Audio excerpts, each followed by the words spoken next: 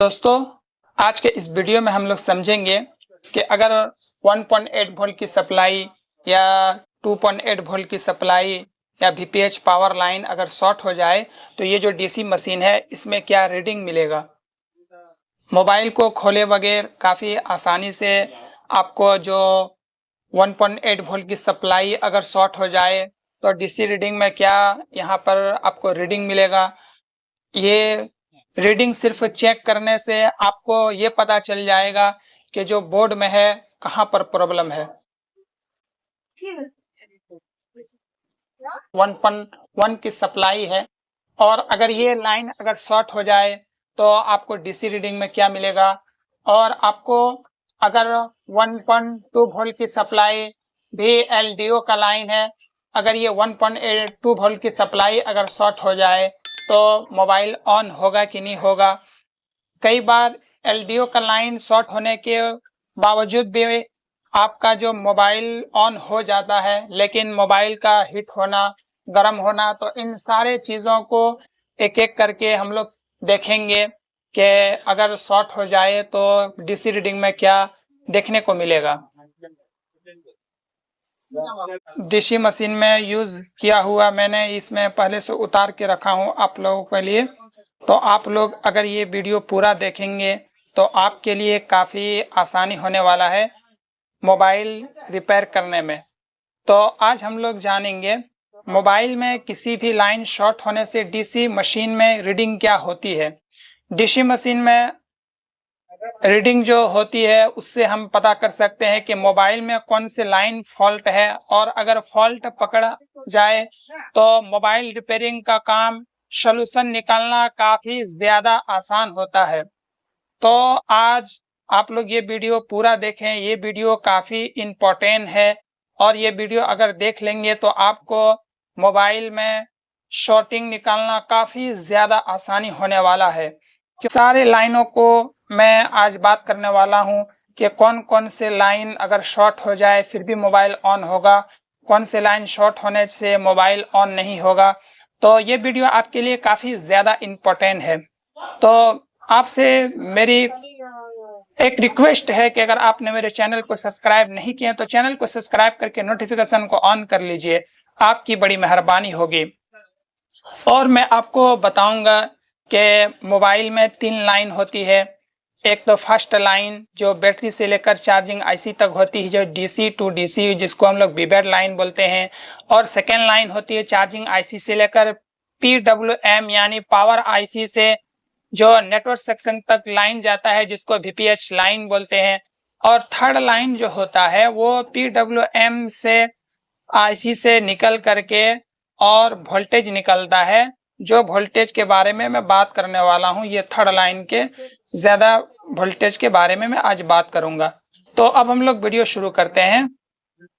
Mobile में किसी भी लाइन शॉर्ट होने से डीसी मशीन में रीडिंग क्या होती है। सबसे पहले VIO का मैंने लिख रखा है, 1.8 वोल्ट की सप्लाई होती है जो पावर आईसी से आउटपुट होता है। अगर ये लाइन शॉर्ट हो जाए तो डीसी मशीन में आपको जो रीडिंग देखने को मिलेगा 90 से 100 तक देखने को मिलेगा। अगर जब भी 90 से 100 तक अगर आपको रीडिंग देखने को मिले तो ये अंदाजा लगाएं कि VIO का लाइन शॉर्ट होगा। उसके बाद VIO का एक और लाइन होता है जो 2.8 वोल्ट की सप्लाई होती है, जो पावर आईसी से आउटपुट होता है। और ये अगर लाइन शॉर्ट हो जाए तो डीसी मशीन में 40 से 50 तक आपको रीडिंग देखने को मिलेगा। उसके बाद VUSB का 3.3 वोल्ट PWM से आउटपुट होता है और जब ये लाइन हम लोग डीसी मशीन में चेक करेंगे तो वहाँ पर रीडिंग 0.1, 0.2, 0.3 आपको देखने को मिलेगा।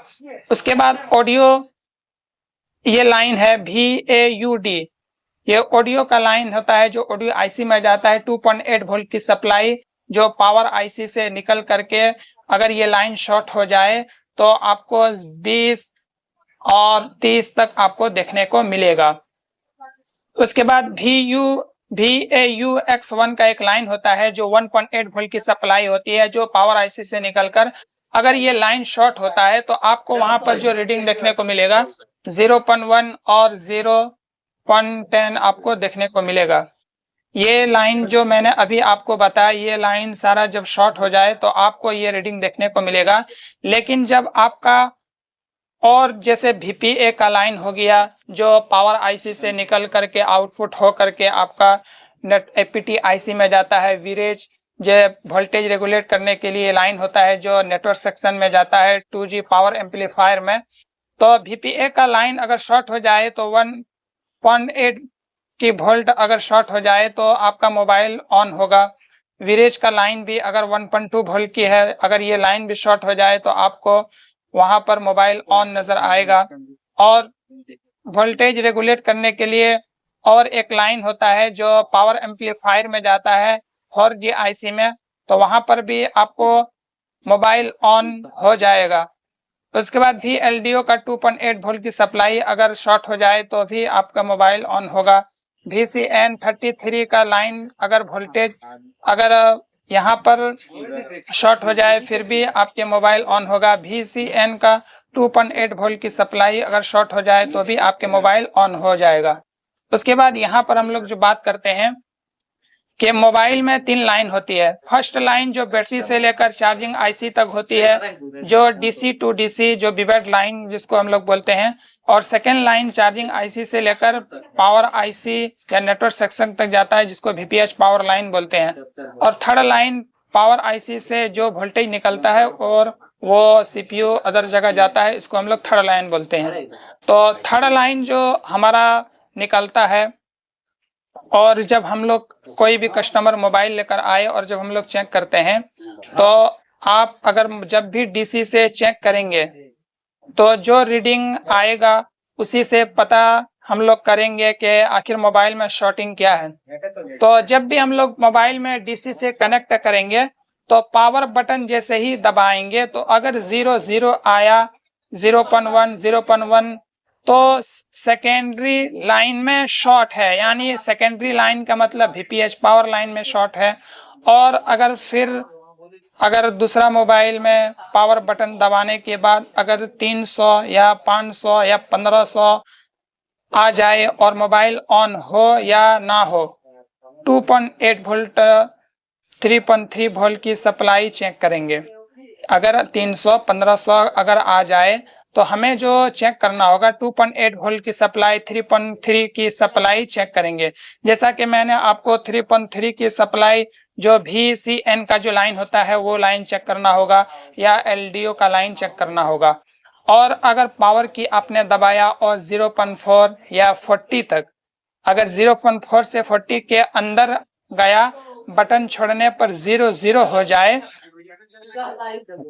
00 हो जाए तो CPU प्रॉब्लम 80% होगा और 10% पावर IC में 10% शॉर्ट चेक करेंगे, क्योंकि शॉर्ट की वजह से भी ये प्रॉब्लम आ सकता है। कब जब 0.4 से 40 तक आप चेक करेंगे तो वहां पर अगर 00 जैसे पावर की दबाया तो आपका 0.4 से 40 तक लिया और जैसे ही छोड़े तो वहां पर 00 हो जाए तो ज्यादातर CPU का प्रॉब्लम होता है 80% और 10% पावर IC खराब होने का चांस होता है और 10% शॉर्ट चेक कर सकते हैं। शॉर्ट की वजह से भी ये प्रॉब्लम आ सकता है। उसके बाद पावर की आपने दबाया और फिर आपका वहां पर जो रीडिंग 30 से 250 और आया और फिर जैसे ही पावर की बटन छोड़े 00 हो गया तो CPU प्रॉब्लम होता है। और उसके बाद आपने पावर की दबाया और मोबाइल जो दबाने के बाद DC में 30 से 200 के आके रुक गया, यानी फ्लक्चुएट नहीं हो रहा है, आके सीधा रुक गया। और मोबाइल कई बार ऐसा होता है कि पुराना मोबाइल होता है तो कई दिन कई टाइम निकलने के बाद अगर पुराना मोबाइल हो जाए तो उसका eMMC खराब हो जाता है, तो eMMC में भी प्रॉब्लम हो सकता है। उसके बाद आपने पावर की दबाया और 10-20 ऑटो रीडिंग बन गया है तो सेकेंडरी लाइन शॉर्ट करना होगा, जिसको सेकेंडरी लाइन हम लोग बोलते हैं VPH पावर लाइन। अगर 10 से 20 आकर अगर ऑटो रीडिंग बन गया है तो सेकेंडरी लाइन शॉर्ट है, उसको चेक करना होगा। और कई बार ऐसा होता है कि हम लोग पावर की दबाते हैं पावर की दबाने के बाद वहां पर 50, 100, 80, 20, 30 यानी फ्लक्चुएट करने लगता है। कई बार लगाएं, कभी 20, कभी मोबाइल ऑन के नजर आया कि मोबाइल अब ऑन होगा, लेकिन नहीं होता है, फिर 20 आ जाता है, फिर 30, कभी फिर 200, कभी 100। अगर ऐसा हो, फ्लक्चुएट अगर करता है तो लाइन शॉर्ट है, कहीं ना कहीं लाइन शॉर्ट है, इसलिए ये प्रॉब्लम होता है। तो अगर आपको ये वीडियो अगर आपको अच्छा लगा हो, अगर थोड़ा सा भी इससे कुछ आपको सीखने को मिल जाए, तो आप चैनल को सब्सक्राइब करना ना भूलिएगा, आपकी बड़ी मेहरबानी होगी।